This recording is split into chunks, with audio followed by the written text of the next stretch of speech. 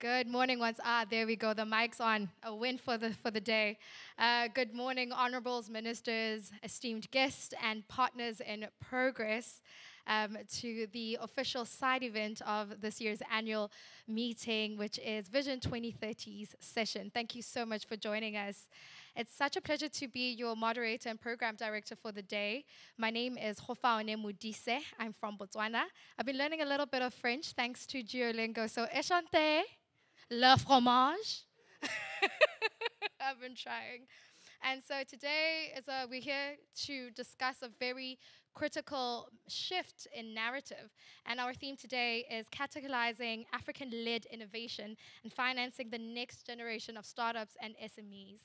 And so one thing you might find is a consistent theme amongst the discourse in African investment is the gap between announcement and deployment. It's far too large, and this has been going on for far too long, and this is why we're here to discuss this. And perhaps, hopefully, we'll find a way moving forward. Africa, I'm sure we all know, is not void of ideas or potential or even the idea of innovation. We need practical steps to move forward so that we have investment that bridges the gap between announcement. Recording in progress. Yes, it is. Yes, it is. The gap between announcement and the deployment. And given the fact that Africa's population is mostly youth and there's a rising tide of entrepreneurship, it is such a pity and a very unfortunate fact that less than 5% of global ventures capital flows from Africa itself. And so today we are here under the major echoing theme of African Development Bank's theme of this year being Africa's capital working better for Africa's development. And I think it's a bit of a catchphrase. It sounds good. I'm sure if you put it in ChatGPT, it's going to be like, great job. I really like this title. But when we talk about the practicality of it, when we look at the statistics, it doesn't coincide. There was an interesting little quote I read when studying about this particular topic, and it was said by a gentleman in 2021. And I'm going to try not to misquote it. And he said, startups are stuck between the rhetoric of inclusion and the reality of exclusion. Let that simmer. And as we let this simmer, and I hope that perhaps we can have a proper dialogue post this panel discussion that we're going to have. And we'll have a few questions coming from you or insights that we'll have from you as our audience today. And so how's this day going to roll out? First of all, you're going to have your phone on mute or silent or flight mode, please, respectfully, so we can have a smooth transition of today. And then also, if you want to take a few pictures or share your insights with us, please do tag Vision 2030 Fund on LinkedIn. Tag myself, if you can pronounce my name or spell it. And so from here on, we're going to have an opening keynote address. And then further that, we're going to have a panel discussion and hopefully with a Q&A because I can tell you're a very enthusiastic audience. Am I right? Huh? Thank you very much. And then we're going to have a closing from our chairman, Mark Wattam. And so I'd like to welcome on stage our keynote address from Mr. Bertan Chisekedi, the Managing Director of DRC's FPI. Let's give him a round of applause. Je me permets de saluer Madame Modis. Madame Modis, je crois que c'est comme ça que ça s'appelle. Je n'ai pas assassiné le nom. Nous commençons directement notre allocution. Monsieur le Président de Division 2030 Fund, Excellence, Monsieur l'ambassadeur de la République en République de Côte d'Ivoire empêché, distingués invités, Madame, Messieurs. Le Fonds de promotion de l'industrie, que j'ai l'honneur de représenter ici, voudrais remercier l'organisateur de cette session, à savoir Vision 2030 Fund, de l'avoir convié à cet important événement sur le financement de la prochaine génération de start-up et des petites et moyennes entreprises. C'est l'occasion aussi pour nous de marquer cette gratitude en tant qu'institution africaine de financement du développement à la Banque africaine de développement pour nous avoir offert ces cadres de réflexion sur les PME, dont la pertinence en ce moment où notre continent fait face au défi d'une croissance économique durable tirée par le secteur privé nous paraît particulièrement justifiée. Nous saluons par la même occasion la présence dans cette salle de tous les acteurs du secteur financier ainsi que les partenaires au développement. Afin d'atteindre sa mission, le Fonds de promotion de l'industrie s'est doté d'une vision, celle que nous voulons partager ici. Une économie congolaise émergente à l'horizon 2030 grâce à un tissu industriel diversifié, intégré et compétitif, tourné vers la satisfaction des besoins intérieurs et extérieurs, s'appuyant sur un développement harmonieux des chaînes de valeur dans les 145 territoires du pays. C'est ici l'importance que nous accordons au financement du processus de transformation industrielle à travers la valorisation des ressources locales pour la réduction de notre dépendance vis-à-vis de l'extérieur.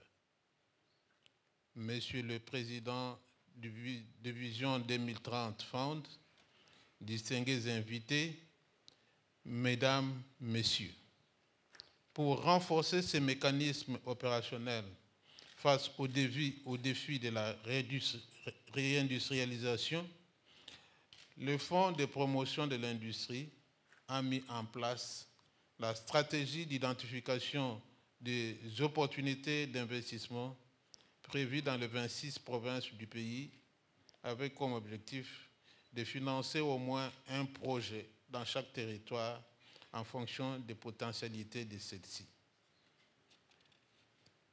La vision comprend l'identification des projets et des promoteurs, la contribution à la préparation des études de faisabilité à travers des subventions, la mobilisation des ressources financières intérieures et extérieures pour l'exécution de la stratégie. La volonté des États africains de promouvoir les petites et moyennes entreprises est un souci constant. Je voudrais me réjouir à cet effet d'une bonne nouvelle venant de mon pays, la République démocratique du Congo. En effet, le gouvernement de la République démocratique du Congo, lors de la 44e réunion du Conseil des ministres le 23 mai dernier, a adopté une série de textes visant à opérationnaliser l'ordonnance loi de 2022 relative à la promotion de l'entrepreneuriat et des start-up. Ces mesures concernent notamment la création d'un comité national de labellisation des start-up, la mise en place d'un dispositif de pilotage de l'entrepreneuriat et la fixation des avantages accordés aux entreprises labellisées. Ces avancées concrètes s'inscrivent dans la vision du président de la République, son Excellence M. Félix Antoine Tshisekedi Tshilombo, qui a toujours affirmé sa volonté de faire de la jeunesse congolaise un moteur de développement économique. Son engagement indéfectible en faveur de l'entrepreneuriat des jeunes constitue une source d'inspiration pour l'ensemble des institutions publiques.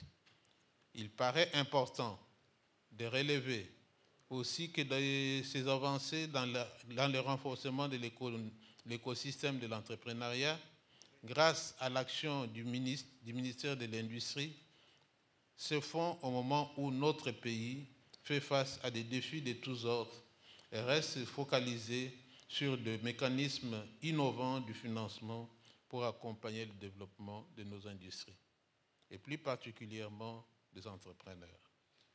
Monsieur le Président de Vision 2030 Fund, distingués invités, Mesdames, Messieurs.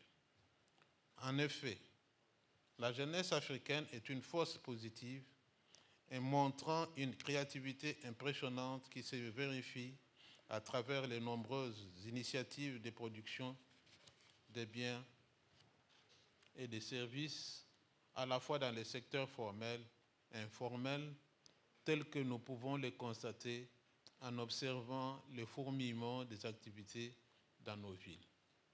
Seulement les structures d'encadrement, d'appui et de formation en faveur des jeunes entrepreneurs potentiels demeurent assez limitées pour les aider à acquérir les qualités managériales pour gérer efficacement des activités industrielles ou commerciales prospères. Cette situation est d'autant plus déplorable que les jeunes, selon certaines données de la Banque mondiale, représentent 60% des chômeurs en Afrique et que 85% des petites et moyennes entreprises ne survivent pas à leur deuxième année d'activité. Dans nos universités et instituts supérieurs techniques, fourmillent souvent des idées, des projets novateurs que personnellement nous voyons à travers certaines demandes de subventions qui nous sont adressées.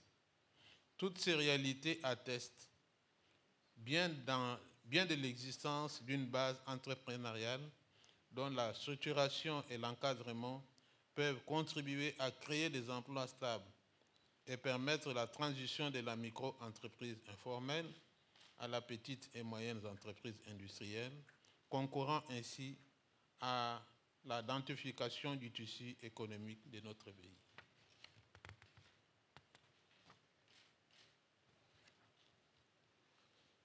C'est pourquoi, à l'instar des autres pays qui ont su susciter et appuyer des start-up très innovantes, le Fonds de promotion de l'industrie a opéré une adaptation de sa politique de financement et de ses interventions financières à la situation des jeunes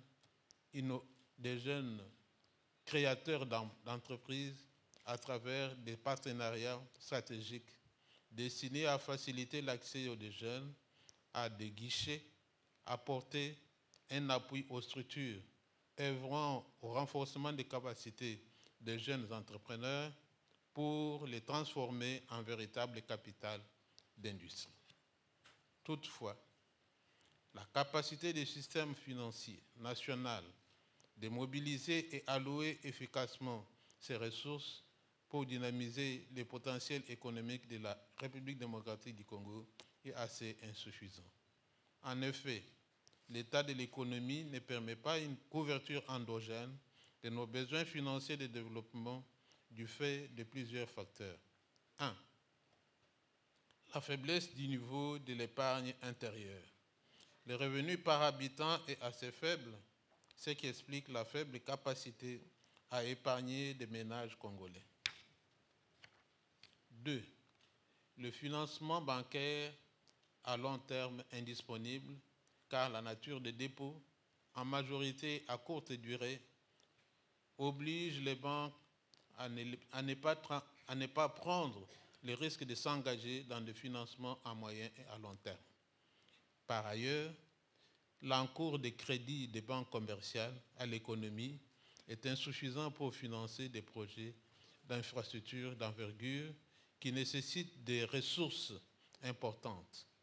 L'encours des crédits des banques à l'économie nationale représente la masse des crédits distribués aux entreprises et aux particuliers par des banques commerciales et qui doivent être remboursés.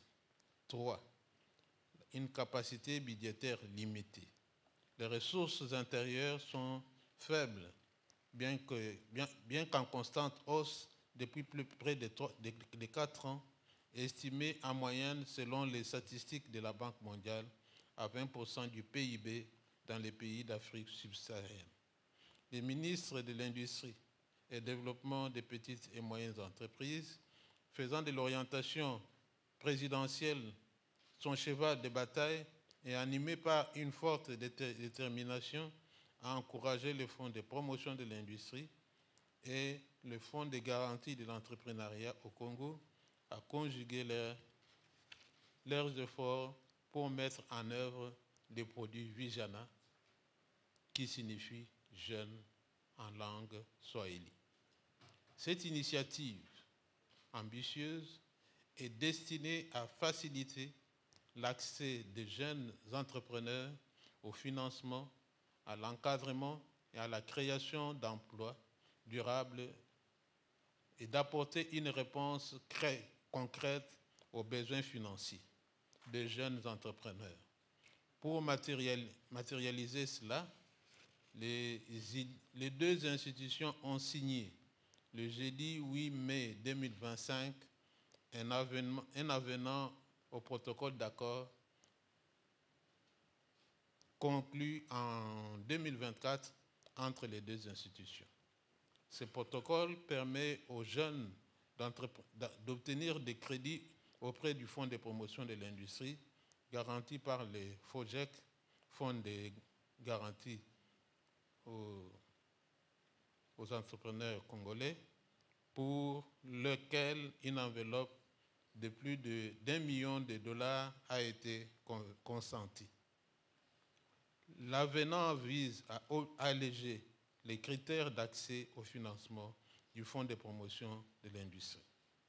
Le taux d'intérêt pour les jeunes âgés de 18 à 35 ans est sensiblement revu à la baisse, passant de 6% à 4% l'an, alors que les taux appliqués dans les banques commerciales restent trop élevés pour cette catégorie d'opérateurs économiques. Le Fonds de promotion de l'industrie s'engage, dans le cadre de cet accord, à procéder à une évaluation rigoureuse des projets soumis et à soutenir financièrement l'entrepreneuriat des jeunes. En raison de l'existence des garanties nécessaires pour accéder au financement du Fonds de promotion de l'industrie, le FOGEC met ses moyens à disposition pour accompagner ces jeunes dans l'obtention des crédits destinés à leurs activités. Le FOGEC apporte au Fonds de promotion de l'industrie toutes les assurances nécessaires quant à l'utilisation rigoureuse des fonds décaissés, lesquels serviront à financer des unités de transformation et seront remboursés selon les taux d'intérêt fixés et les échéances convenues. Il assume ainsi la responsabilité de fournir des garanties suffisantes au profit des jeunes porteurs de projets viables. Les incubateurs seront les autres acteurs de l'écosystème qui sont inclus dans l'accord. Ils seront impliqués dans la phase de renforcement des capacités des jeunes en concluant initialement des accords d'assistance en gestion et d'accompagnement tout le long du projet. On peut donc considérer qu'il s'agit d'une offre financière intégrée, c'est-à-dire en la mise à disposition d'un prêt et d'une garantie comportant une dimension à la fois d'accompagnement devant permettre la réalisation des projets de jeunes dans les meilleures conditions. Les deux institutions financières nationales ont convenu de travailler en synergie dans la transparence et la rigueur au service de la prospérité économique de la RDC, République démocratique du Congo. Une cinquantaine de jeunes, pour commencer, seront incessamment soumis au FOGEC. Par la suite, un accord à projet industriel destiné aux jeunes sera lancé sur toute l'étendue du territoire national. Nous veillerons à sélectionner les meilleurs start-up qui présenteront les projets les plus innovants susceptibles de booster croissance économique. Monsieur le Président de Vision 2030, distingués invités, Mesdames, Messieurs, dans son effort d'appuyer davantage les efforts de notre gouvernement, le Fonds de promotion de l'industrie a en perspective deux projets de partenariat. L'un avec une agence nationale en charge de l'électrification rurale, appelée ANSER, pour renforcer la couverture énergétique nationale dans les zones le moins nanties. Cet accord éminemment permettra aux pays d'avancer vers l'atteinte des objectifs du développement durable, notamment celui de l'accès à une énergie propre et d'un coût abordable. Les seconds projets de partenariat est discuté entre les PNUD, les programmes des Nations Unies pour le développement. Il vise à nous permettre de bénéficier de leur expertise technique pour appuyer financièrement les intermédiaires financiers qui intègrent la digitalisation dans leur système, dans leurs services d'appui aux acteurs de chaînes de valeur agricoles et dans la petite industrie à la base. Ce projet de partenariat permettra de renforcer l'inclusion financière ainsi que la sécurité alimentaire, mais aussi de promouvoir une agriculture durable. Monsieur le Président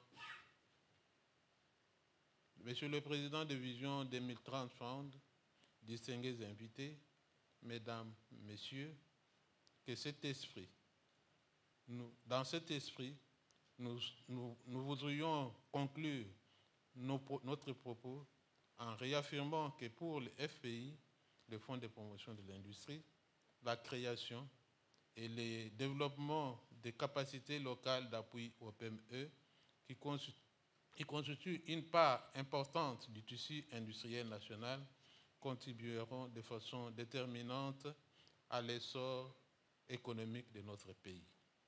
Nous croyons qu'il faut renforcer ces programmes innovants à l'intention des responsables des petites et moyennes entreprises partout dans les pays pour notamment faciliter leur accès aux moyens de financement.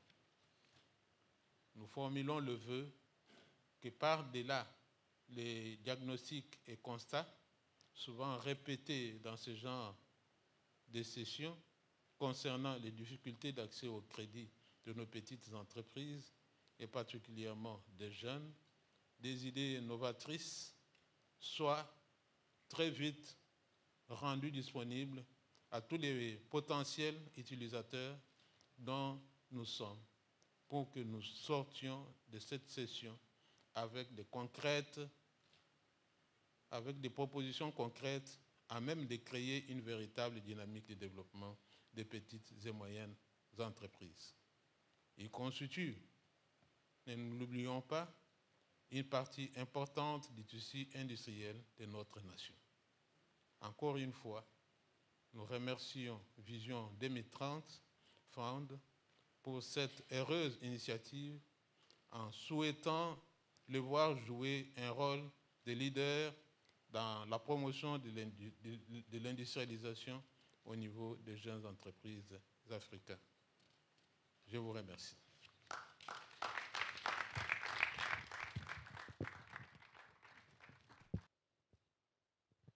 Another round of applause for Mr. Borton. You might not see it, but these stairs are very steep. It takes time to go up. He mentioned some very important points, and one of my highlights being the commitment to identify startups and create investment opportunities. And again, like I said, this entire setup is for us to find a way to move together in a practical manner and ask the bold question being, how do we transition from investing billions or committing billions rather in MOUs and then failing to follow through. And so to help us answer this very bold question, we have a very eclectic group of distinguished panel members who are going to help us interrogate this particular question and find a way to move forward together. And so it would be remiss of me to not acknowledge the very fact that today is election day, and it's a very pivotal moment to find out how who the next African Development Bank president is. So I don't know if you have a favorite or not, but don't tell me. But it's quite interesting to see that today is a very special day, not only based on this discussion, but also based on the elections itself. And so today we'll have our esteemed panel members. Our first being Her Excellency Dagmawit Begele. She's the Director of the African Union Peace Fund and former Minister of Transport in Ethiopia. And she's known for linking peace building with economic infrastructure. May we all welcome her to the stage. Remember, I said the stairs are very steep. She can take her sweet time. Following is Minister Clement Moketo. He's DRC's Minister's Counselor in charge of economic and commercial affairs, and he's a strong voice for venture capital in francophone markets. I know there's only 5 of us in this building, but it would be great if... Thank you. And following is Miss Hannah Ryder. She's the CEO of Development Reimagined and a champion of feasibility first investment and rethinking development finance from the inside out. And lastly, we have Mr. Jerry Osaki. He's the SME finance lead at Afrixim Bank.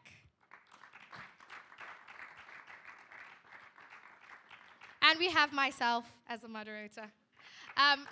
Thank you. So it's very important that we all have this if you do need translation. And if you find that yours is off, do you need one? So can we please just make sure that that gentleman has translation headphones? Are we all good? Are we all set? Fabulous. They're not great for pictures, I'll tell you that. But yeah, we'll get started. For those who do need headphones, please do raise your hands so that our team, yes, they'll assist you shortly, so that our team can assist you. So Her Excellency, so today we're asking the bold question, and everyone can answer this question, and we'll get deep into the conversation being, how do we move from billions in committed capital from MOUs to actual impact for African entrepreneurs? Thank you very much for having me, and thank you so much for the opportunity, first of all. Actually, you raised a very important question, and the question is, how are we going to make it happen practically on the ground? And make sure that we practically change the lives of our people, particularly as a continent of youth. When we say changing the lives of our people, it means changing the lives and aspirations of our youth. So maybe I really want to relate this aspect with infrastructure investment, because with someone with background in infrastructure, particularly when it comes to the transport sector, I really want to provide one practical example on how we can do it on the ground. For instance, as I said, the transport sector is one of the most capital-intensive sectors that we have, and most of the investment that we do usually goes to the infrastructure development aspect. So it could be the railway, it could be the airports, it could be the road construction, be it the port development as well. There was one program in my country during my previous role that we call the Universal Road Access Program. And the ultimate objective of that Universal Road Access Program was to connect, or to make sure that major service providing institutions and facilities are practically linked or connected to the end users. And as you know, Africa has a vast land, and the connectivity issue is a bit challenging. And one of the mechanisms to address this challenge is to make sure that we have access to those particular spots. And while doing that, the strategy that has been preferred to be implemented was, rather than using a more capital-intensive mechanism, it was decided to use more of labor-intensive kind of engagement in the road construction procedures that was carried out by DANE. And with that, even those accessories that were required to construct the road was given as an assignment to the micro, small, and medium enterprises for them to be able to manufacture those accessories themselves and use, less capital-intensive machines and labor to be able to construct significant amount of road. And that gave access to finance, access to capital for those individuals, particularly the youth, who were interested to engage in the road construction, particularly young graduates from universities, like civil engineers, and from TVET graduates from vocational colleges. And by engaging labor and those accessories and the financial provision for carrying out that activity, practically significant amount of road was constructed within a short period of time. And at the same time, it created access to finance to those individuals who were involved in the process. And we managed to see licensed contractors growing out of that particular sector, who usually and gradually replaced those foreign contractors that we have in our country. So it is possible to do it in a way that's going to benefit the people practically on the ground.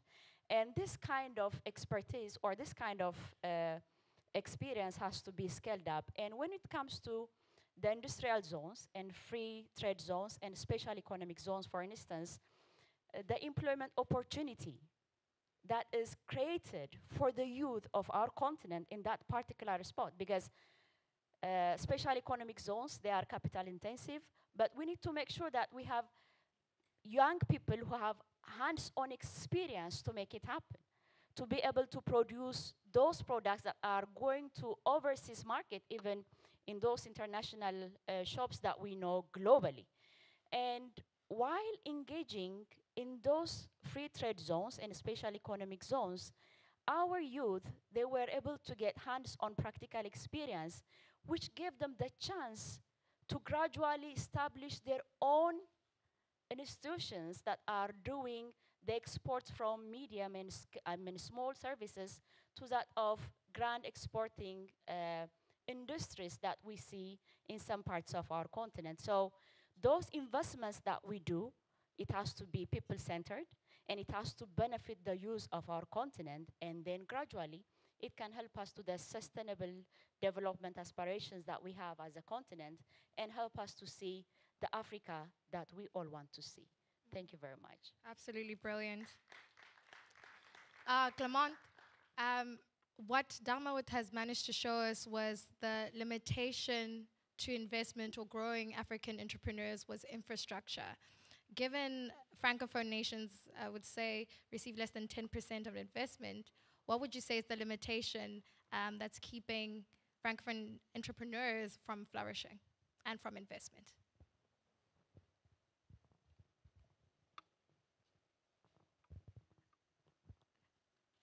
Should I ask the question again? Should I go? Okay.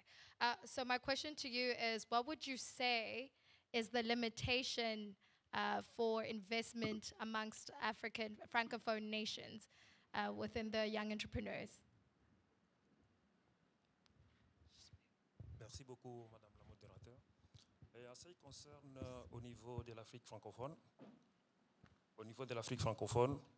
il y a seulement des difficultés comme mon pays, la RDC aussi, a ses problèmes d'investissement au niveau des jeunes entrepreneurs. La RDC, avec ce 2 345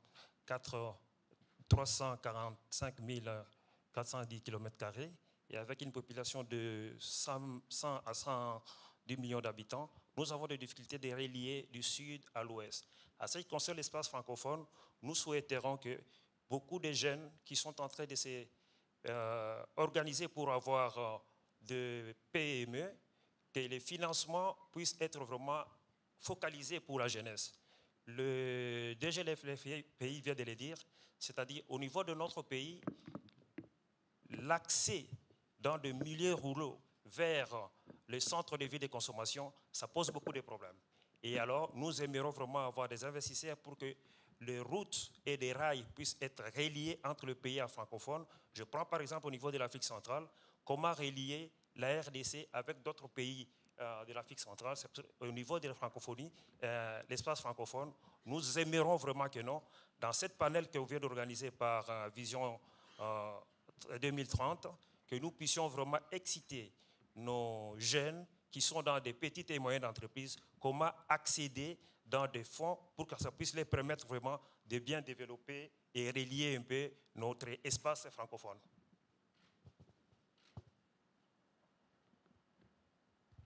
Thank you so much. Thank you. And Hannah, on your end, what would you say is the most under-discussed aspect of investment, especially when it comes to entrepreneurs? Do you have a mic? Okay, cool. Yeah, so I come at this from a range of perspectives. First of all, in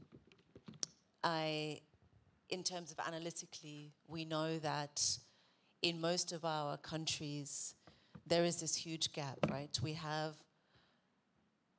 the very small entrepreneur, you know, we don't have much cash, we're kind of trying to run a small business, very, very small business.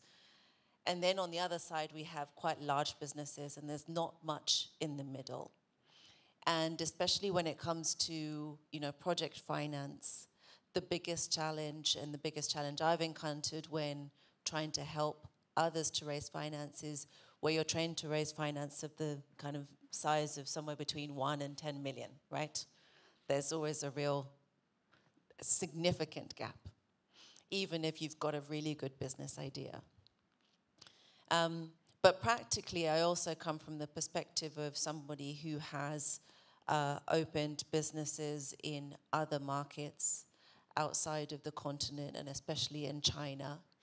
I opened, my firm started operations in China in 2018, and seeing how SMEs are treated in that market is actually very interesting, because there can be some very useful examples for us on the continent, because SMEs, you know, under the size of 1 million or under the size of 10 million,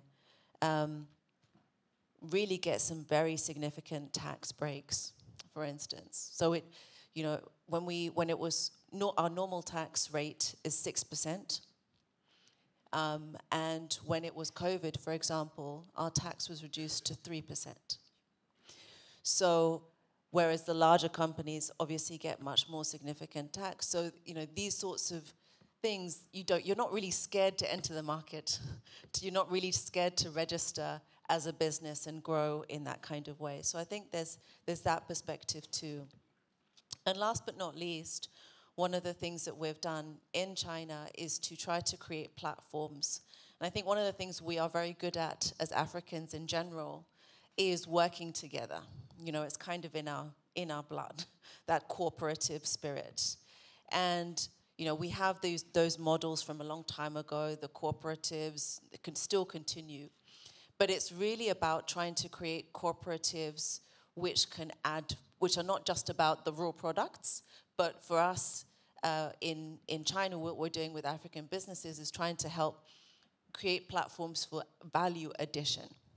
And so it's SMEs, and it's kind of going back to what Her Excellency was talking about, really creating opportunities for businesses to go to the next level, and platforms for businesses to go to the next level, but lowering the cost of doing so. So you learn as you go along, you start, you know, piloting, and then you can go to scale.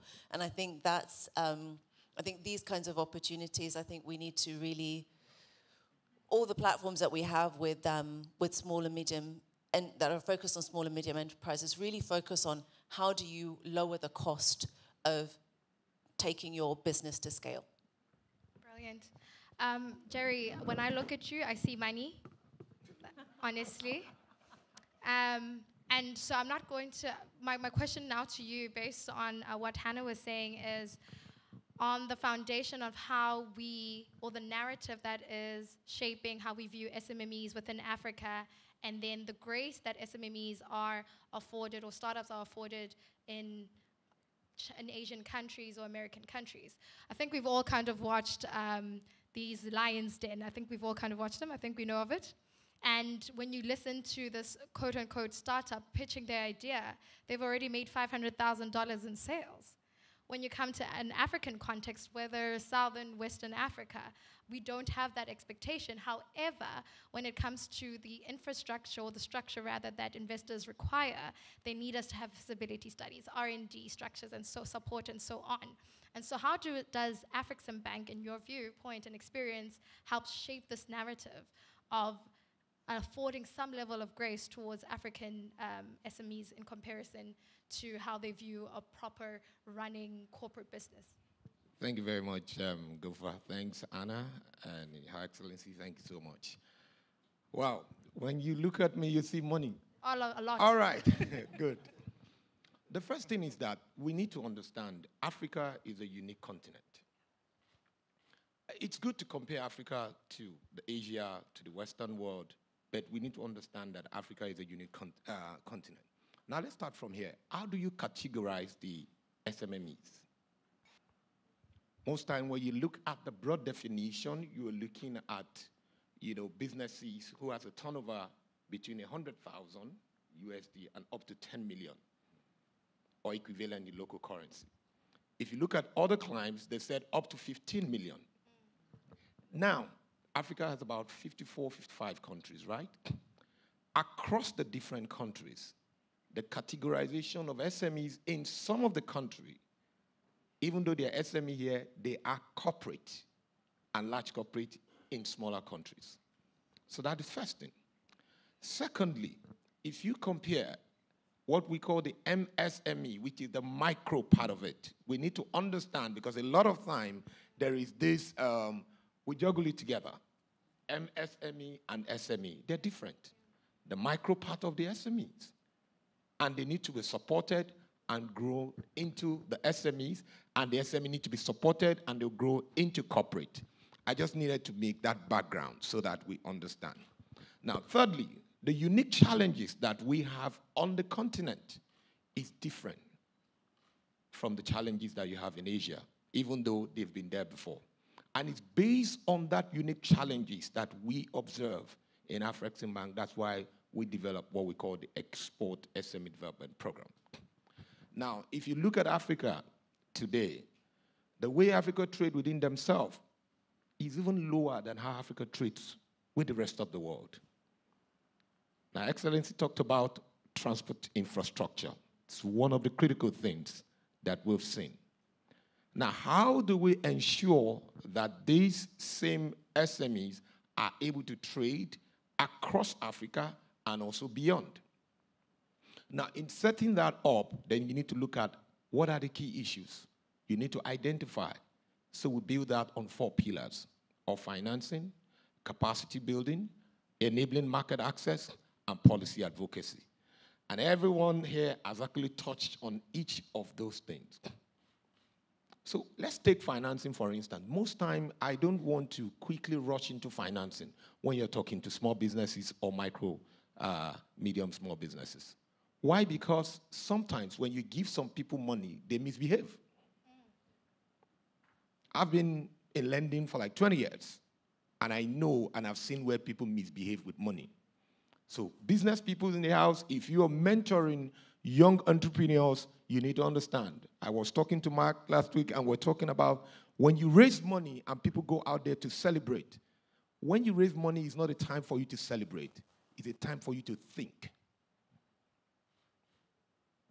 So the first thing is to build capacity before we talk about money. So we see that there's a gap. Within most of these SMEs, there's a gap understanding what to do connecting the SMEs to market is important. So you need to build capacity for them to understand feasibility. You need to build the capacity for them to understand their funding gap. So what do I want to do today? How you raise money depends on where you are, at what stage your business is. If your business is generating enough cash flow in the beginning, you practically don't need an equity at that point in time if you're a small business, because you dilute your equity. You have to go for a loan. People don't understand that. A lot of time we talk about interest rate, interest rate, interest rate. I'm still talking about capacity now. It's not all the time you need to complain about interest rate. It is important for you to understand the cycle of your business before you complain about interest rate. So I give an instance. I promise you, Mark, I say I'm going to give you a loan, 10%, but I'll give you the loan in 5 months' time. 10% per annum. Another person comes to you, I'm going to give you a 20% per annum, I give you next week. Because of the percentage, you say, I'm going to wait 5 months' time. But you've not thought about the cycle of your business. If you're able to turn over that money in 1 week or in 2 weeks, it means you can turn it over 10 times, and you make over 600%. At that point in time, the interest rate is insignificant. The access is the most important thing, capacity. So that's why we talk about capacity is very important for us. That's the first thing. Secondly, we're talking about financing, and that's what Afrexim Bank has come to do. How do we connect SMEs to finance? Now, today, they said, the access to finance gap in Africa is about $331 billion. We've been talking about that. But we are saying that we might not be able to connect to this SME because they are the last mile.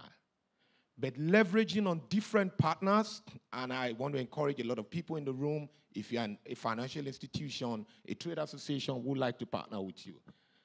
How do we connect with this association, with these clusters, with these financial intermediary to unlock capital to thousands and millions of Africa? So we also set up an SME intermediated financing. And you can say that, but the banks, the finance house, they will take the money and just give to anybody. No. We do what we call a trade development impact assessment. We follow the money. 2 weeks back, I was just back from a journey just doing monitoring across some regions of the money that we have extended to SME through financial intermediaries. And we actually went to check the places they deployed the money. So very important. And we don't only do that. In addition to that, these SMEs that you're giving money to, we need to extend technical assistance, working with different partners. And there's another thing, if you're in the room, we can work with you. We're very interested to be able to unlock this capacity. Now, the third thing, under that... the third and final, I hope? What? The third and final. Yeah, the third and final. So because on the financing, it's just a lot. Yeah. It's market access. There's one thing for us to have a product. There's another thing for you to get it to the market. So how do you enable market access? Sometimes we have people here, maybe you manufacture shoes, but you go to Spain to go and buy your leather, right? But the best leather might probably be in Botswana, it's in Namibia, it's in Kano, in Nigeria. The problem is not the access to market, it's the access to information. So there is a friction there. Based on that is one of the things we set up in the African Trade Gateway, whereby you can have access to information across different markets. If I want to enter this particular market, how do I enter? We have that on what we call our Trader Club within the African Trade Gateway. Because if you have the right knowledge that this particular quality of leather, I can locate it somewhere in Botswana, then I don't need to go to Europe. That reduces your cost, increases intra-African trade, increases cross-border trade, and of course, saves you the foreign exchange. So maybe I'll stop there for now. Thank you. Clement, you can hear me now? Okay, fabulous. Jerry touched on 2 points that I'd like for you to give a practical explanation of. One being capacitating entrepreneurs with the skill set information that they need in order for them to thrive. And then the second one being the AFCTA when it comes to trading within Africa.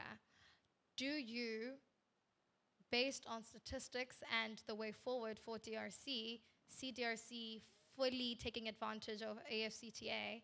And the second question is, how are you capacitating your entrepreneurs in order for them to be fund ready?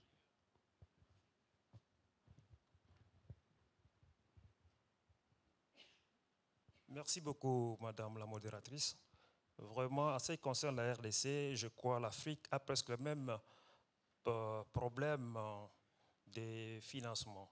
Au niveau de ZLECAF, et c'est une occasion qu'on a donnée à nous les Africains, comment organiser le commerce extra-frontalier.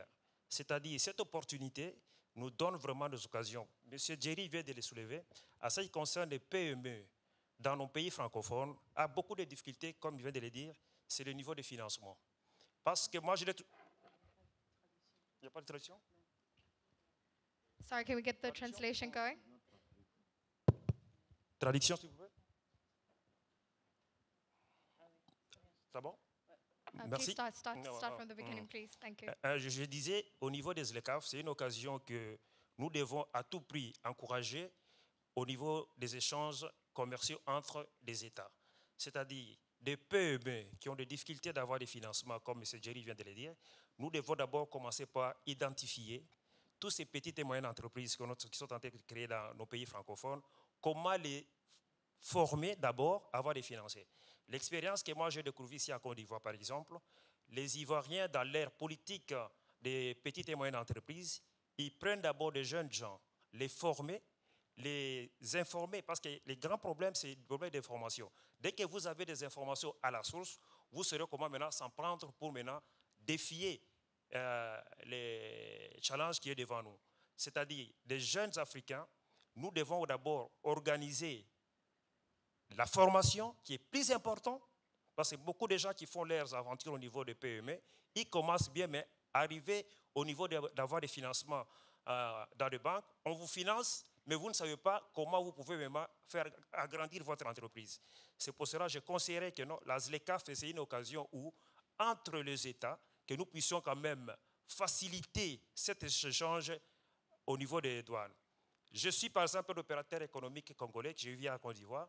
Il y a des produits, par exemple, je prends par exemple le cas des chocolats que les Ivoiriens produisent ici de bonne qualité, mais vous verrez comment échanger dans cet espace africain avec une affaire de 1,5 milliard de la population africaine, mais nous ne parvenons pas vraiment à se suffire avec les besoins primaires, par exemple, des chocolats ivoiriens. Et les transports, ça c'est vraiment une casse-tête. Vous prenez par exemple la Air Côte d'Ivoire, pour acheminer 1 kilo de produits vers Congo-Kinshasa, les kilos nous coûtent au moins 5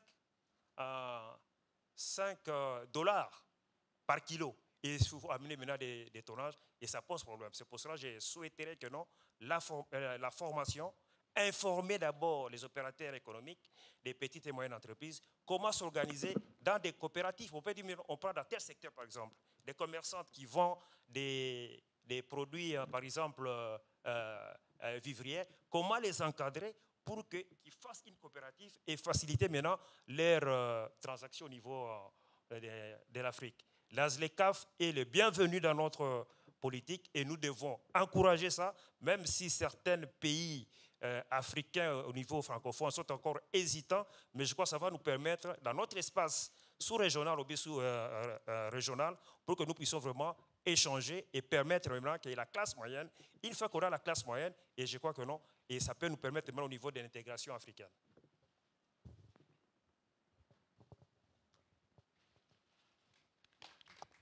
Thank you so much. Hannah, I'd like for you to maybe touch on the idea of decolonizing development finance. What does that look like in a practical sense? And I think I'll get to Dagmawit from there, but I'd love for you to maybe touch on that and what that means, because given that you are a quote-unquote champion of feasibility-first investment, how do we kind of look into the idea of decolonizing finance, development finance from an African perspective, and also understanding how different African regions are so uniquely framed, it's not a one-size-fits-all solution?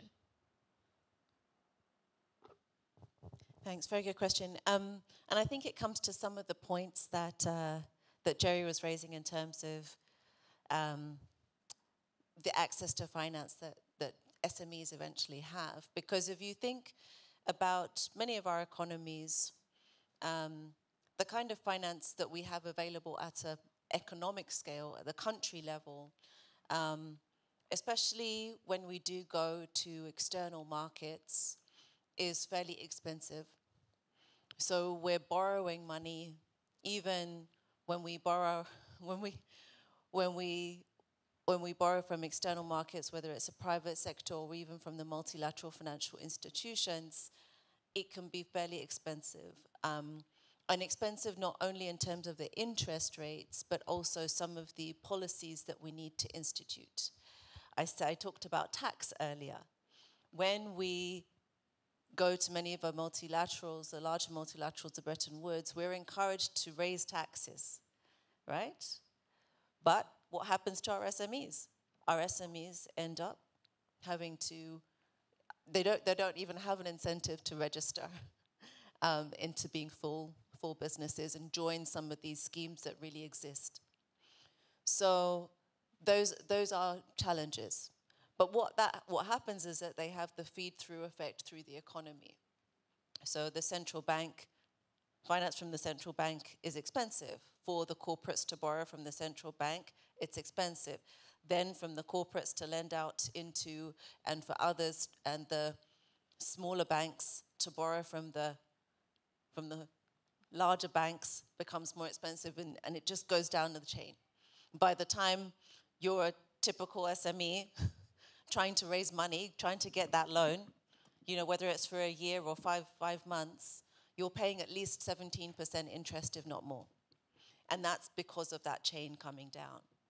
So it is very important that even though we're talking here about the practicalities of SMEs, you know, survival, how we can extend, how can we collaborate, how can we scale up, we can't forget that those issues at the global level do have an impact on us every day as we try to run our businesses. It's not an easy one, but that's why it's important for our governments to engage at that level.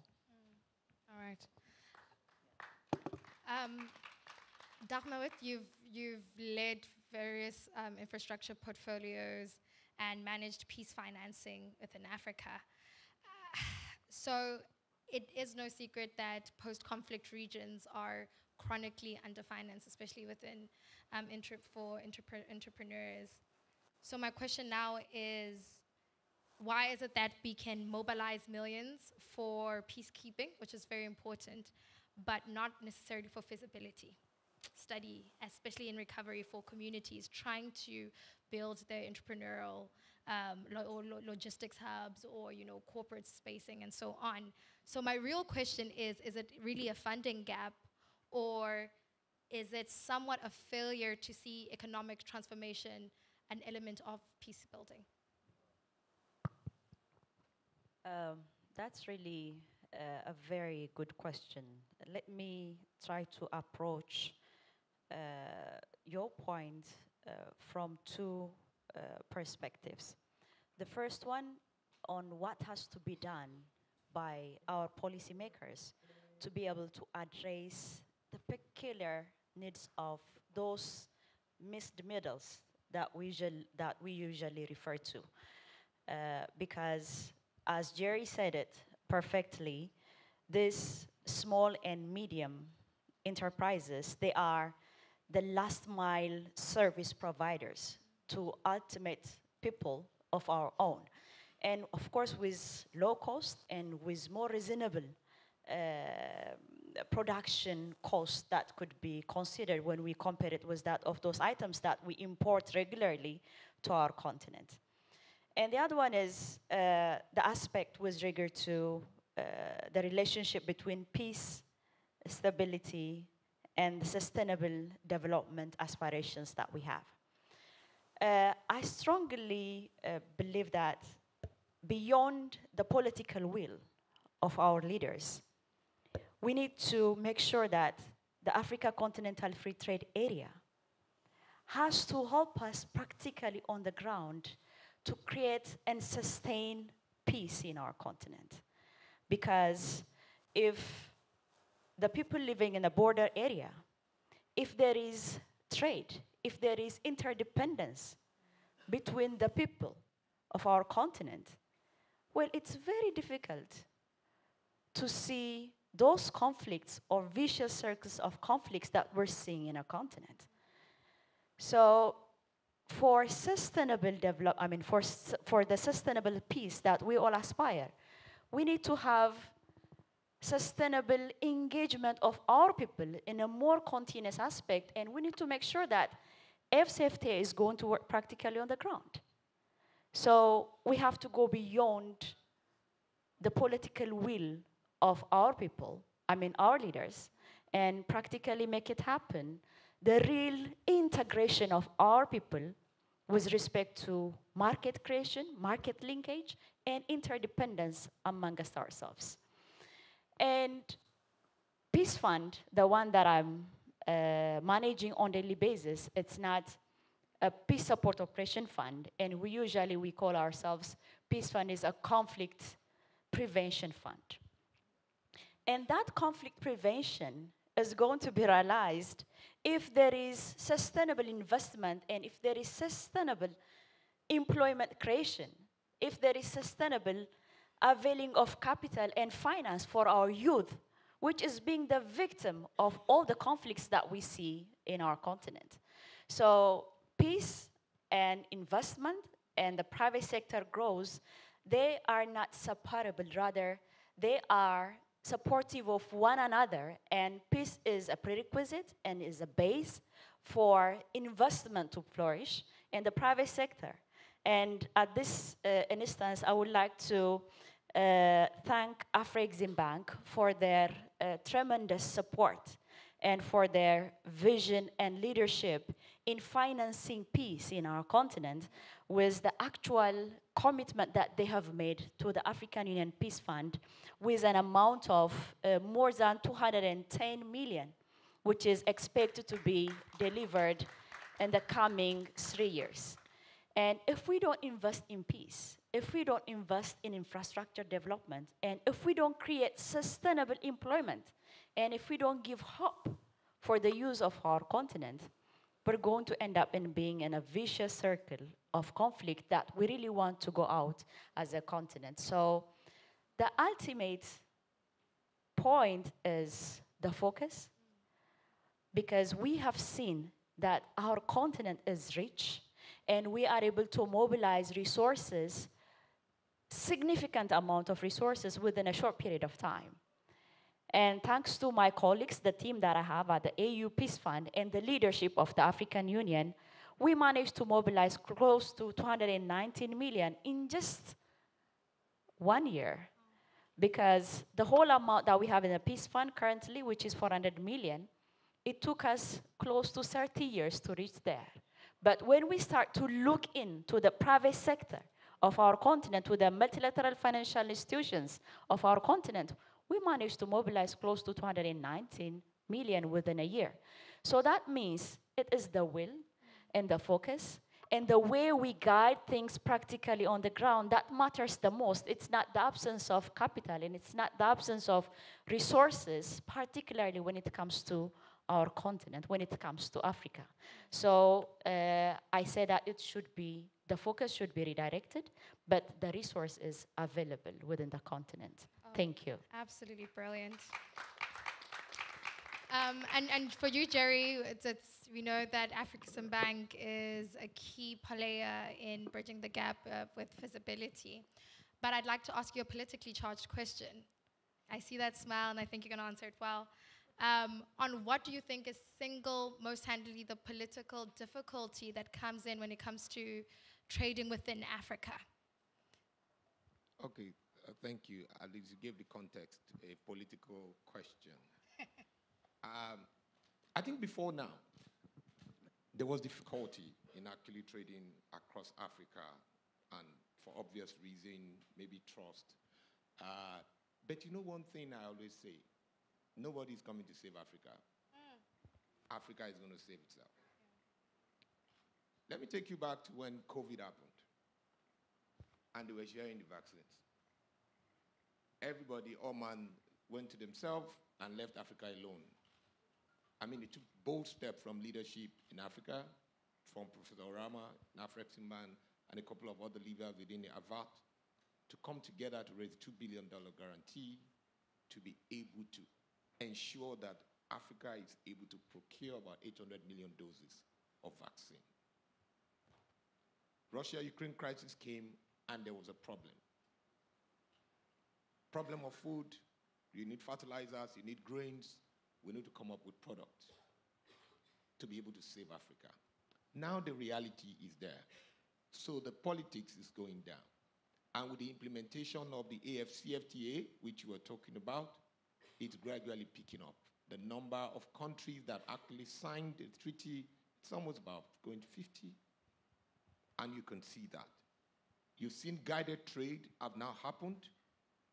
And also with the implementation of the Pan-African Payment and Settlement System, you are seeing central banks and commercial banks across the country signing up because everybody now realizes that Africa will need to save itself.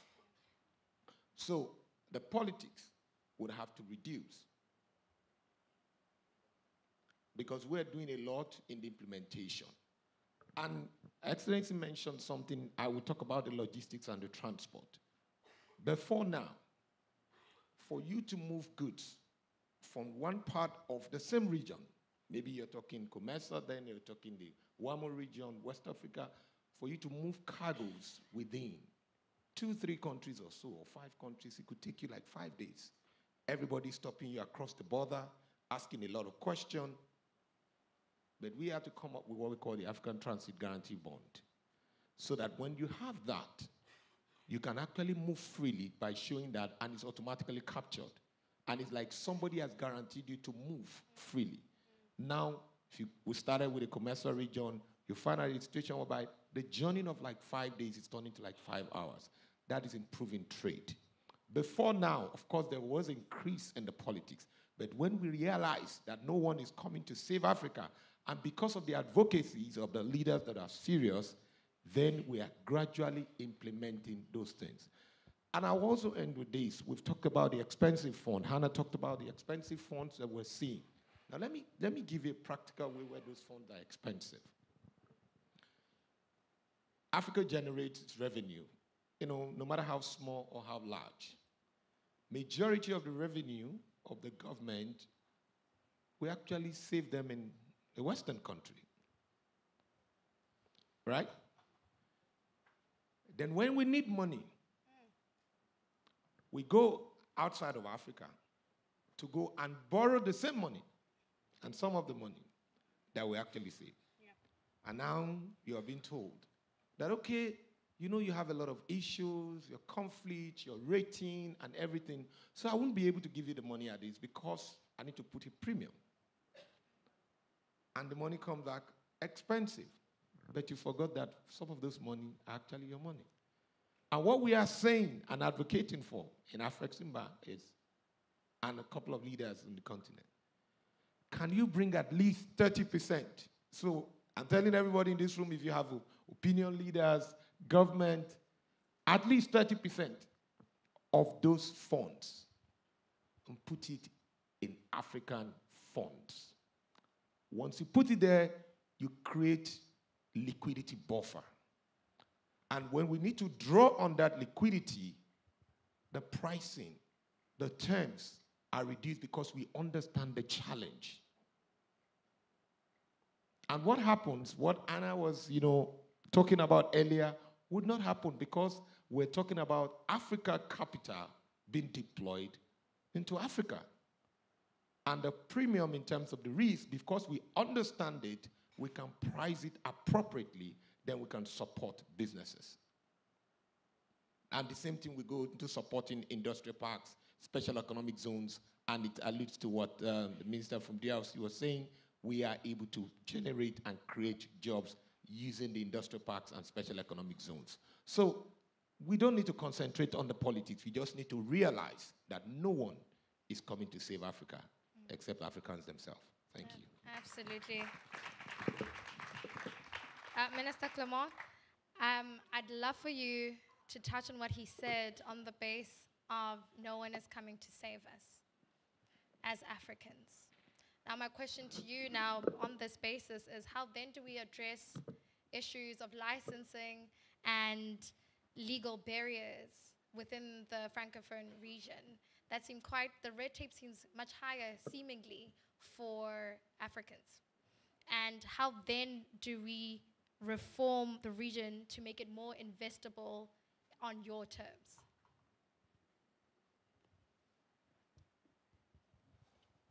Merci beaucoup.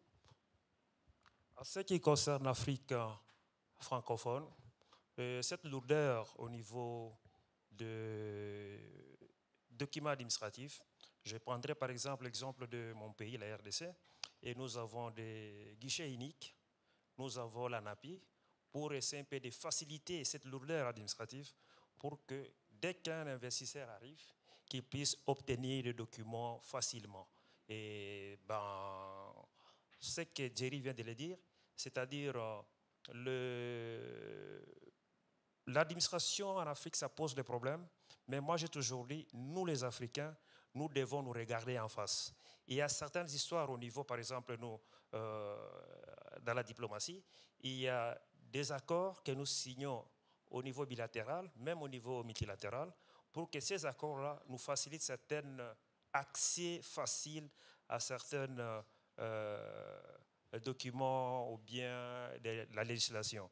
Et nous sommes tentés de faire des efforts dans chaque pays pour que nos lois que nous sommes en train de voter au niveau du Parlement, même au niveau des États, que ça puisse un peu nous donner certaines facilités. Je prendrai par exemple au niveau de la Côte d'Ivoire et la RDC parce que je vis souvent ici à Côte d'Ivoire. Il y a des accords qu'on a signés dans les années 80 et ces accords-là sont restés encore stagnants. Nous sommes en train maintenant de voir comment les mettre à jour, s'adapter avec la nouvelle technologie de l'information pour que les échanges, par exemple, je prends par exemple au niveau des visas. Vous verrez par exemple un opérateur économique qui veut se rendre en RDC pour 2 ou 3 jours, mais les démarches administratives pour avoir des visas, ça peut lui permettre parfois de faire une semaine et pourtant, imaginons un homme d'affaires, ils veulent aller peut-être pour 2 ou 3 jours et ça pose des problèmes. Il faut une invitation, il faut beaucoup. Alors nous sommes tentés de réfléchir entre les 2 États ou bien au niveau sous-régional pour que cette levée de visas pour que les gens se mouvent facilement pour aller vers X ou tel coin de l'espace francophone. Vraiment, le gouvernement est conscient, mais nous sommes tentés de s'y mettre pour que nous puissions nous faciliter la tâche à beaucoup de démarches administratives. Mais la RDC est en train de mettre des jalons pour exciter des investisseurs de venir investir dans notre pays.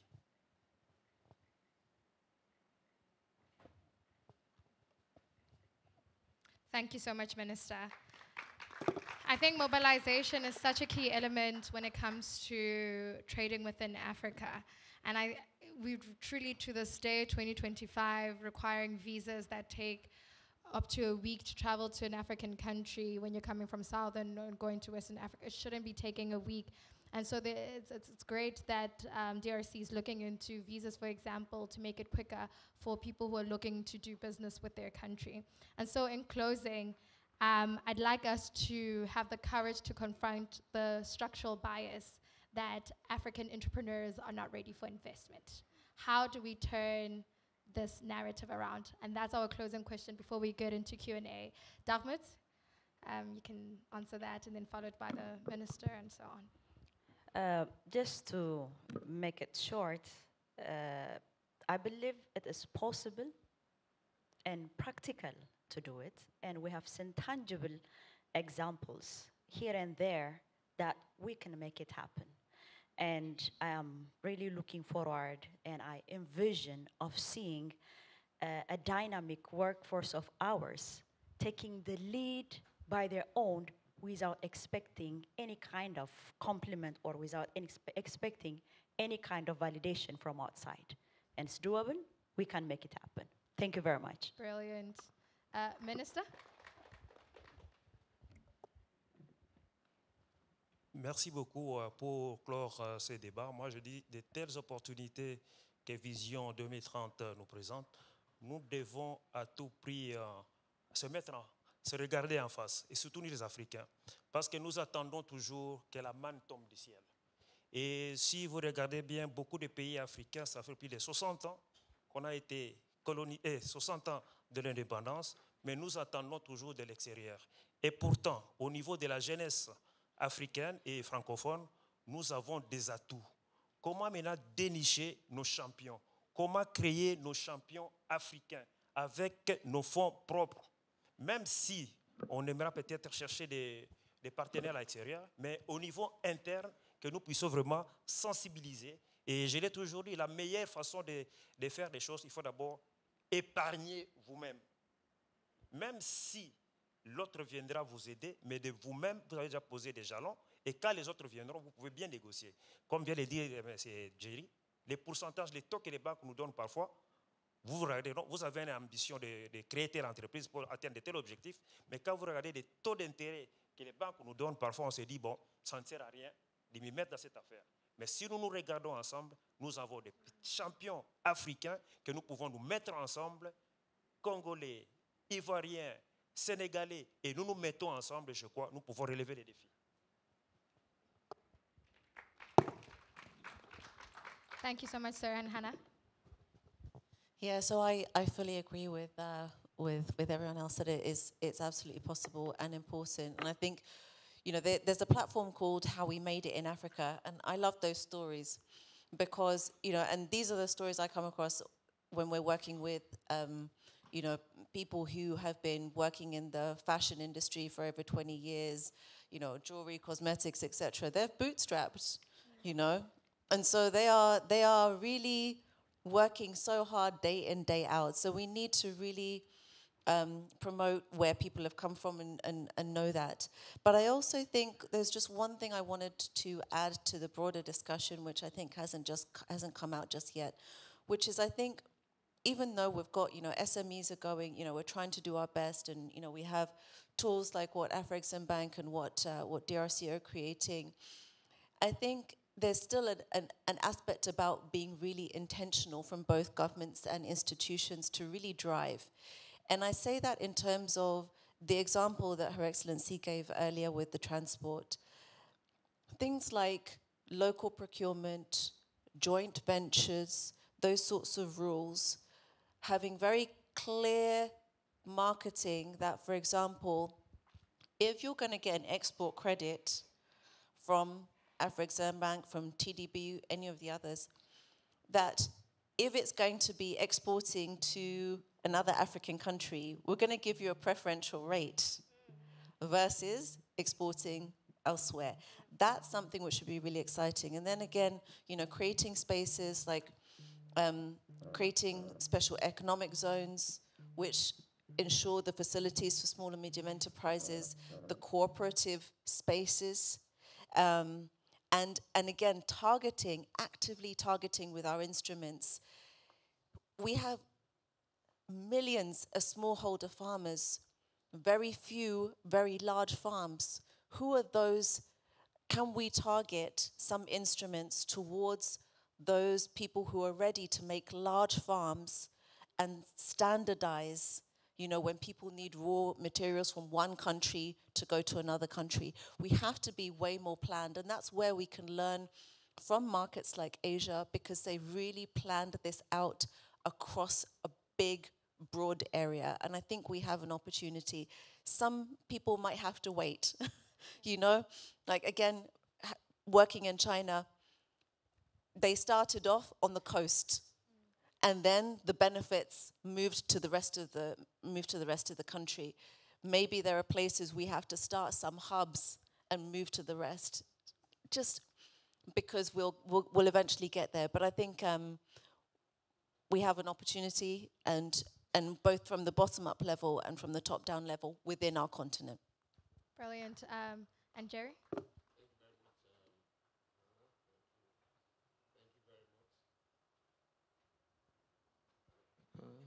Thank you. Okay, thank you very much. I think I'm excited the way we are closing, because as in most of the things, I mean, I wanted to close with, have been said. So, for instance, we need to be intentional from everyone, every stakeholder. You know, sometimes I get annoyed when you're engaging government and they say, we don't have money to do something. I don't like it. Because you must put your skin in the game. Because we can perceive the money, but if you tell me that I don't even have 100,000, a 500,000 USD equivalent to create something catalytic for the SMEs, because you need to put your money there. That is one. In terms of regulation, when you talk about both Francophone, Anglophone, regulations, very important. We need to, remove the bottlenecks and the friction, the outstanding ones, in terms of trade, in terms of doing other businesses, in terms of services, in terms of communication, in terms of logistics. We need to be intentional to remove those bottlenecks. And I'm excited because, you see, each of these things, Afrexim Bank is doing something across those things.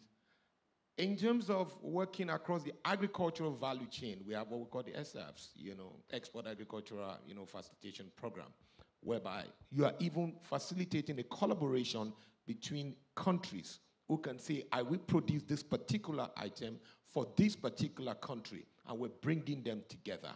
That is something also. We all have to be intentional. So the countries, we work with countries to identify the uniqueness of those countries, which we call the country program or the export advisory program. We'll sit down with you, we'll work with you so that when you identify those things, from there we'll see your unique opportunities, we'll leverage on that, provide development and financing. If you look at DRC, we're doing the DRC Zambia, EV battery. It's based on identifying that, and we're sitting with them to do that. It's long term. Industrial parks and special economic zones. If you want to improve how SME do business, co-locating them to say, we want to crash the cost of doing business for you.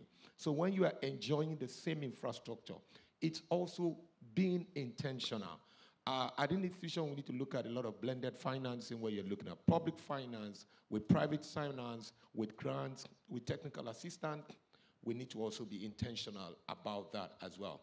And of course, finally, Africans need to believe in themselves. Someone said amen in the crowd. Yes, Africans need to believe in themselves. Yeah. If you look at the creative space, we have a lot of energy in Africa. We need to believe that Africa can always take that. We have a program we've launched like 3-4 years ago, which is the Creative African Nexus. Canex. We've taken a lot of designers to different shows where they have been in the Paris fashion show, Portugal fashion show. I was also there with them. And some of them have gotten some of the best contracts and say, oh, this is what you actually make. And what are we doing? We're also supporting them to be able to retain and have, that authority on their intellectual property. It's what we're doing with Canex Creation Incorporation. Because we believe that Africa needs to drive its capital for Africa. So being intentional, it's one thing, and we need to also believe that we, as Africans, can actually make Africa great. Thank you very much. A round of applause for our panel, please. Now, I'm sure we have a lot of intellects here in this room. I'd love to know if there's any comment or question you have for our panel, or based on this particular discussion that we've had, any thoughts that you'd like to share. We have a few hands here. So we have a lady here. Yeah, so we have these, I don't know if there's a roving mic. I would love to come down the stairs and give you the mic, but I told you about these stairs, hey? Mark?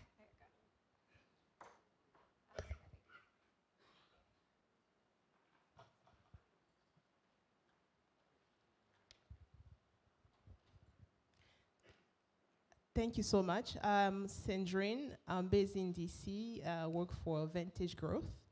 Very excited to be here. I really enjoyed this panel discussion.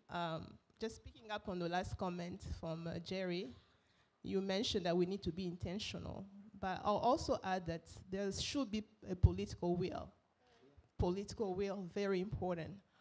I love the example that Mawit, you gave about utilizing like youth, like a labor to construct. I believe you were talking about transportation being an issue, and you had to utilize in your country, the youth to build the road. Infrastructure is definitely an issue in Africa, but I will say, just picking up on the DRC, Ambassador, you mentioned that we need to look into connecting different countries to make sure that trade is done in a very efficient way. My comment will be to say that before even thinking about connecting at a global level, we need to think about connecting domestically. When I look into the DRC, for instance, just going from one region to another, from one province to another, it takes hours, even days. And when it rains, everything stops. Rains, it becomes like an issue now in the DRC in particular. So my question to you is, what really is the plan? We know we bring in multinational companies to come and build the roads, but it doesn't last longer. It takes maybe a year or so, and we are back to square zero.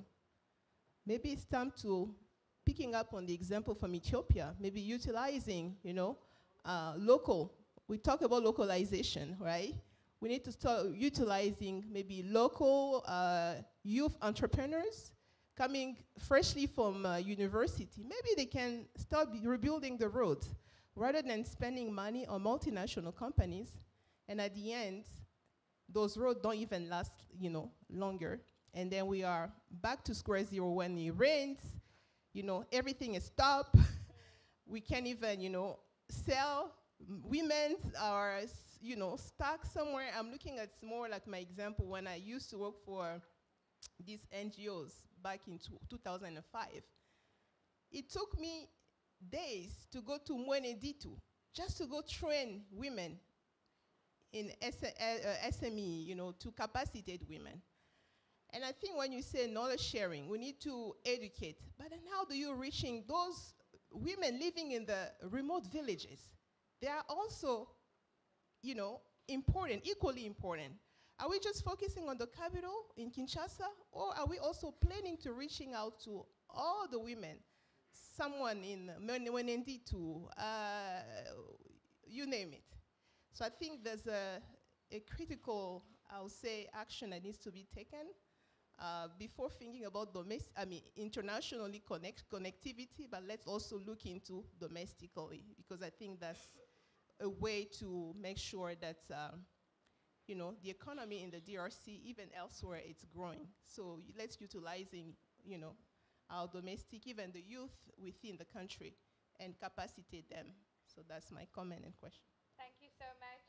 I think we had another question, just, one, two, and then two more there. And in the interest of time, could we please leave our questions and comments very brief? I know there are other sessions that you may want to attend, so brief, straight to the point. Thank you. Bonjour à tous.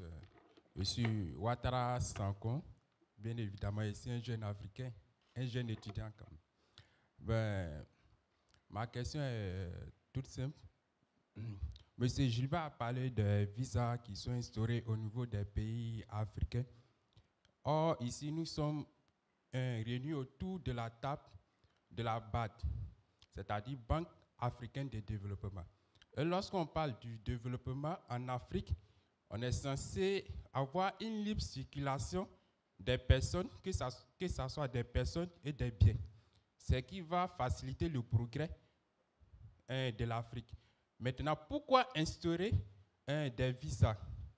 Ici, l'instauration des visas ne freine pas le développement de l'Afrique. Mais Jérémy aussi a souligné un point très important, la réserve monétaire. L'Afrique a ses capacités, mais pourquoi ne pas créer ces réserves ici pour faciliter le développement de notre continent? Moi, en tant que jeune, ça me fait mal de voir un grand continent aussi comme ça être en retard. Vous voyez. Et ici, depuis la cérémonie a débuté, on parle que des jeunes. Mais un jeune qui est conscient, quand il voit cela, ça fait très mal. C'est vrai, il faut prendre ces points en compte pour faciliter aussi le développement. Voire même supprimer les visas au sein des pays africains. Ça facilite la circulation des biens et pour des personnes aussi qui veulent se déplacer pour aller effectuer les tâches, que ce soit les hommes d'affaires tels qu'il l'a souligné, ils ont besoin d'avoir le visa aussi rapidement pour pouvoir exercer. Voilà. Donc, s'il peut revoir ses côtés pour nous les jeunes aussi, ça me ferait plaisir. Et je suis aussi disponible pour d'autres pour pouvoir participer aussi à des séances comme ça, parce que moi particulièrement, ce débat m'a beaucoup fait plaisir. Merci.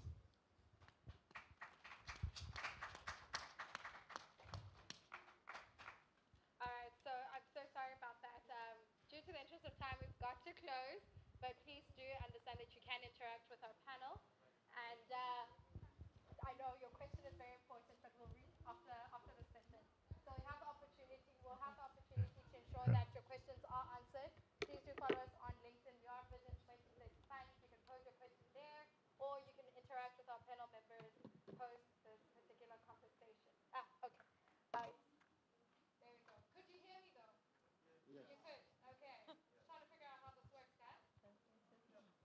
All right. So, needless to say, now we'll have our closing from Mark Watson. He is thank you so much.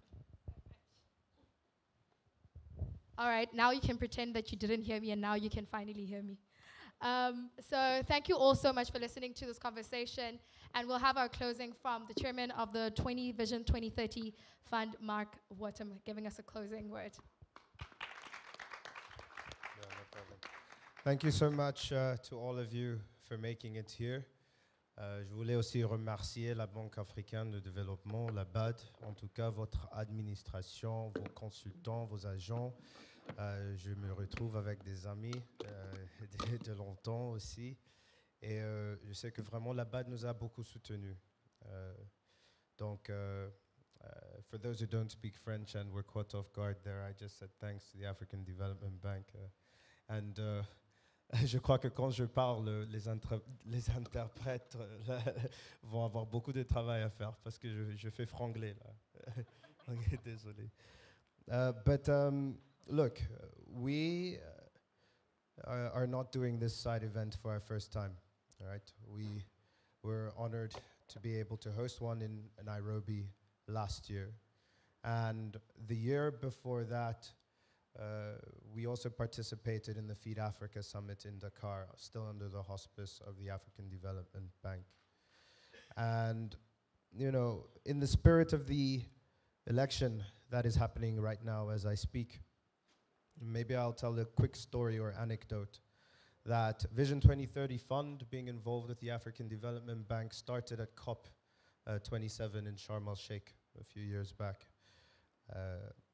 I had an encounter with a personal hero of mine who is the president of the bank, Akinwumi Adesina.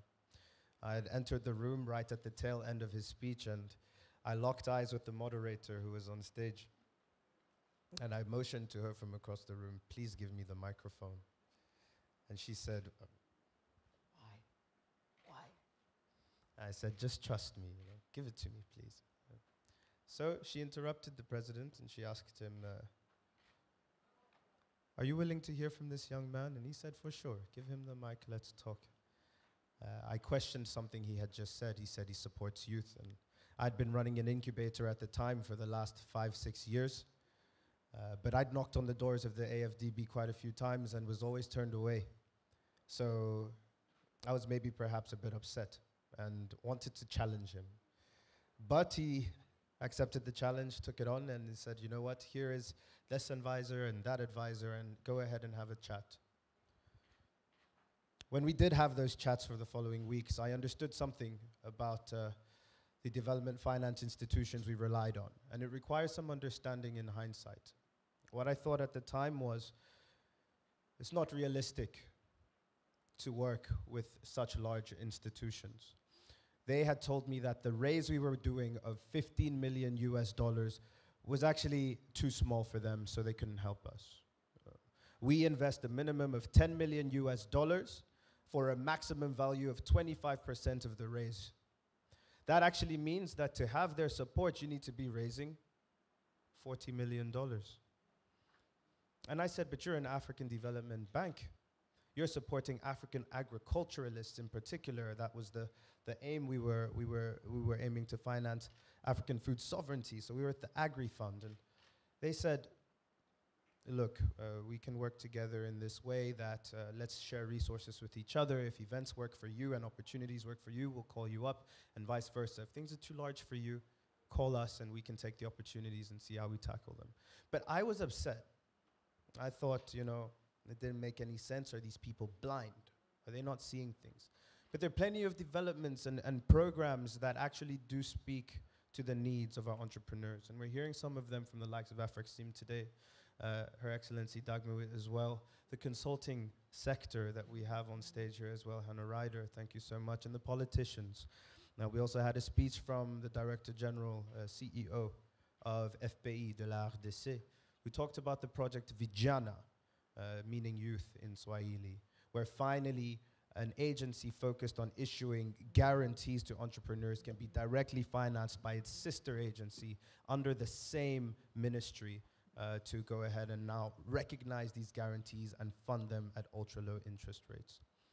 Now, last year at Nairobi, we had a speaker from the Development Bank of Southern Africa who announced that he intended that year with his team to unlock $8 billion in funding for development projects. I questioned him to the bone. In the same way that I questioned AFDB on their economics, I questioned him. Well, you got $8 billion, how come entrepreneurs can't access it? And he broke down this spiel to all of us about how it's borrowed from capital markets. And it's very hard to just put it in these high-risk, small quantity investments, you know, which I understood. But again, I was upset.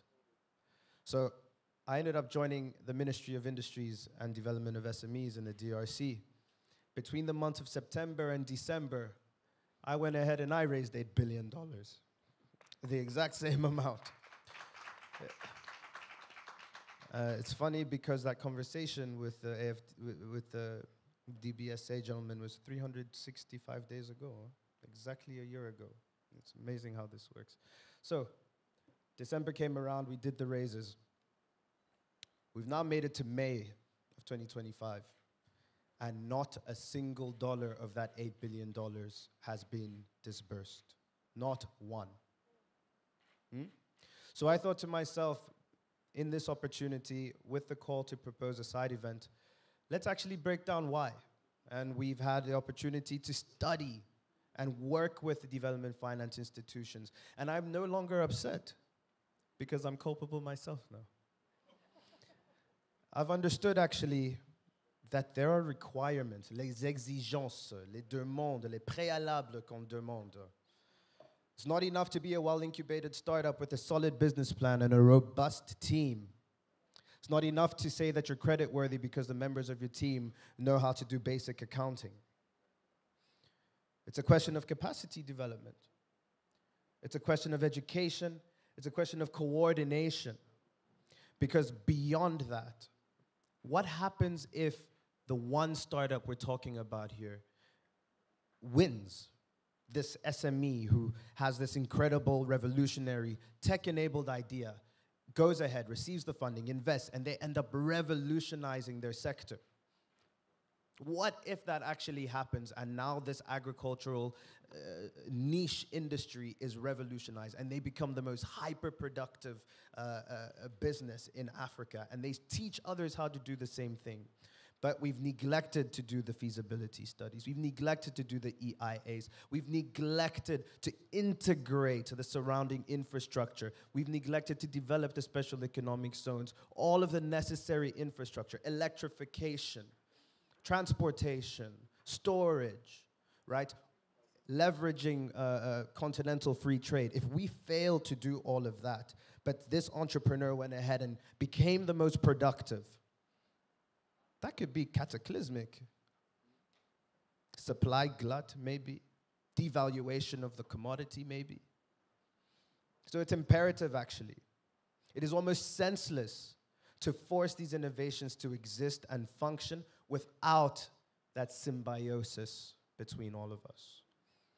So Vision 2030 in closing is officially reorganizing our economics, tripling our fund size, and going ahead to dedicate fund number 2 purely to R&D, feasibility studies, etc., and collaborating with the other ministries, launching coalitions as well.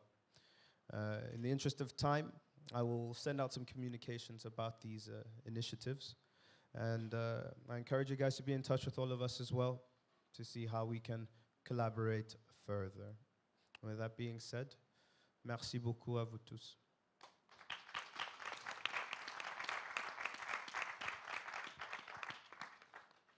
Thank you so much, Mark. Thank you all so much for being part of this conversation. Again, I do implore you to follow us on LinkedIn.